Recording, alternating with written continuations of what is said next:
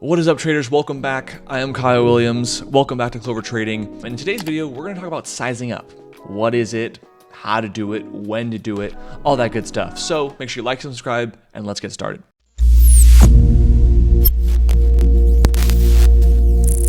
For those who are very, very early on beginners in trading, what is sizing up? My definition of it would be increasing the amount of shares you take per trade. So, maybe you're a beginner like I was back 7 years ago. I would take 100 shares per trade just to get started, just to get my feet wet, just to take small enough size that I wouldn't take big enough losses. Whether it was a $1 stock, $2 stock, $5 stock, I would just take 100 shares at the max, at the most, just to get my feet wet, just to get started. Now, over time, as I developed an actual profitable strategy and process and system, eventually that changed. I went to a sizing that was more appropriate for how big my account was, which we'll get into later in this video. So that's kind of what sizing up is in general. It's just increasing the amount of shares you buy, increasing the amount of dollar size you're actually putting in the stock just based on how many shares you're buying or selling. Anything else? That's it. Now, when to size up? A misconception with traders is, I've been trading for 3 months, 6 months, a year. I think it's time to size up. I'm ready.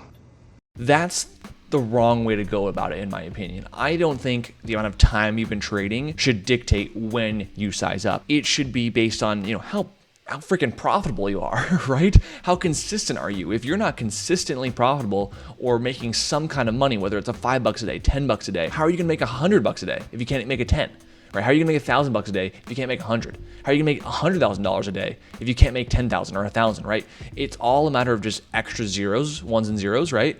And thinking that you should be able to size up based on a time window that you've been trading versus on how many actual dollars you've made consistently over a certain period of time, right? That I think matters way, way more. So I can only speak in my own personal experience. I didn't really even consider sizing up until I had 2 to 3 months of profitability under my belt, because I didn't really know what I didn't know. Yeah, I was making money, but until really 2 or 3 months came down the road, I was like, okay, wow, I'm actually getting this. I'm actually showing a positive win rate of 60%.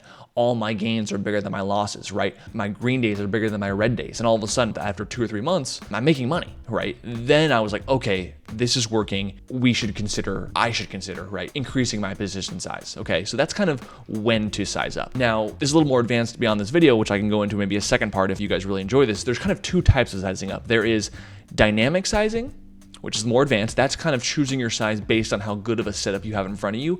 I didn't even get into the idea of dynamic sizing until 2.5, 3.5 years in. Dynamic sizing, if you're a beginner, should not be your focus at all. You should just be learning how to size up across the board in general versus trying to nitpick which setup or which trade should have more size than the other. Way down the line, way beyond this topic of the video. That's what it is, but that's not what we're going over. Now comes the good part. What we're gonna go over is just basic sizing across the board. So that's when I say when to size up, I'm talking about basic sizing across all setups you take. And if you're a beginner, it really shouldn't be more than 1 to maybe 3 setups that you're learning at a time. For me, I had 2. When I thought about sizing up after 2 or 3 months of profitability, I had 2 setups. Okay. Now, how to size up? How do we go about doing that? Again, a misconception with this question is if I have more size, I'll make more, right? If I have more money on the line, then I can make more money on the line. Well, what people forget is you also can lose more, right? Every little bit of size that you end up taking in a trade, I think has to be earned. And doing so, it comes with practice and being comfortable with the previous size you were taking. Like, again, let's go back to me. It's all about me.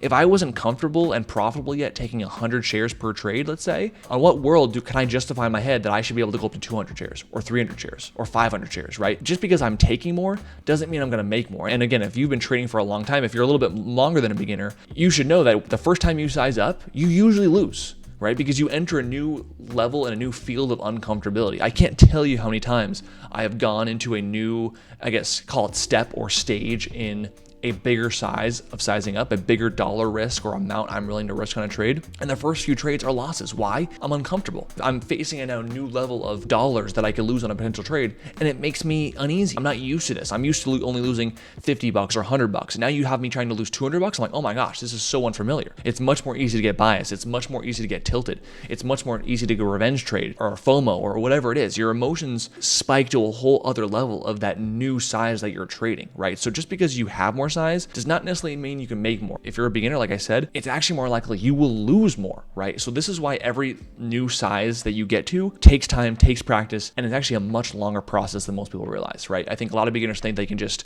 double, triple their size, and all of a sudden they're gonna be profitable. It's that easy.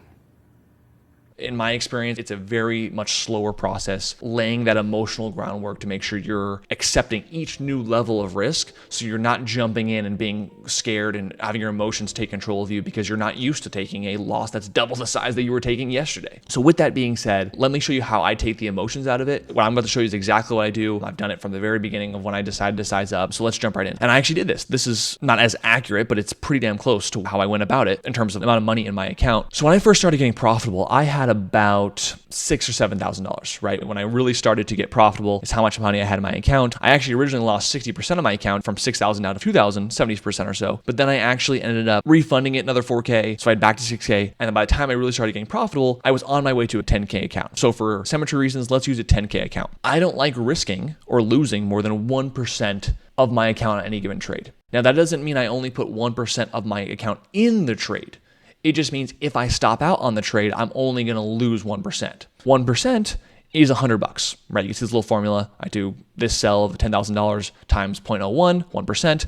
It means I would risk $100 per trade. And I did this. When I had a $10,000 account, I risked $100 per trade. Now, how does that equate to your actual position size? Well, let's say my entry is 120 and my risk is $1. Okay, well, that's 20 cents difference. Hence, my net risk from my entry to my stop loss is 20 cents if I'm going long, right? Which means I would take 500 shares. Why? Because $100 divided by 0.2, which is 20 cents, equals 500 shares. So if I bought 500 shares at 120 and sold it at 100, I would lose $100. That's how I went about it. That's still how I go about it to this day, 6-7 years later. This is how we do it. Okay, so how and when do I size up? Well, like I said, I had 2 to 3 profitable months behind me, just to show that I even could be consistent. So what do those first 3 months of profitability look like? I remember it like it was yesterday, because again, it's my journey, it's my story. It's who I am. I reference back to it all the time, reflecting back on how I started. So the first month that really started the chain of me being profitable, I made $300. It was like $340, $350 for symmetry reasons. Let's do $300. The next month, I also made $300. Okay. And this was like 2017. The third month, I had a really good month. I started getting really good risk reward, getting good entries, taking really good profits. I ended up making like a $800 a month. Okay. Over 3 months now, that is, what is it? $1,400, right? That's a huge increase. That's a 14% increase on my $10,000 account over 3 months. So again, so now total, right? Total now, I had, after 3 months of profitability, I had an $11,400 account. What is 1% of that? Well, 1% of that now changes. Now that means I can risk 114 per trade. Okay. Now, if you want to really say super accurate to this, you could change your 1% risk after every single month, right? Let's say you lost $1,000 and all of a sudden now your account's only $9,000. Well, guess what? Now you should only be risking $90 per trade.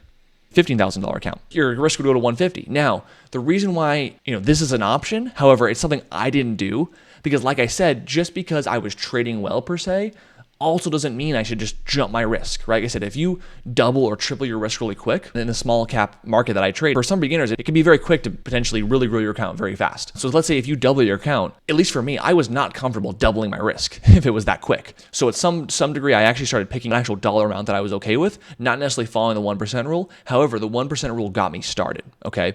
But again, let's go back to this original example where I only had, an $11,400 account.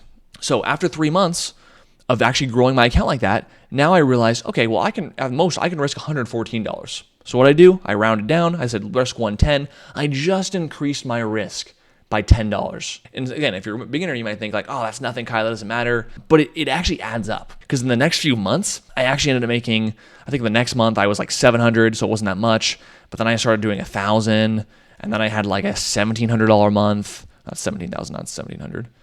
I went back down to like an $1,100 a month, whatever the case was. It wasn't exactly this, right? But it was very slow up and down. It was kind of like a stair stepper. And before you know it, again, after 6 months, let's do the math again, right? All of a sudden, I now have a $16,000 month or $16,000 account. And again, what would that be? Be like $160.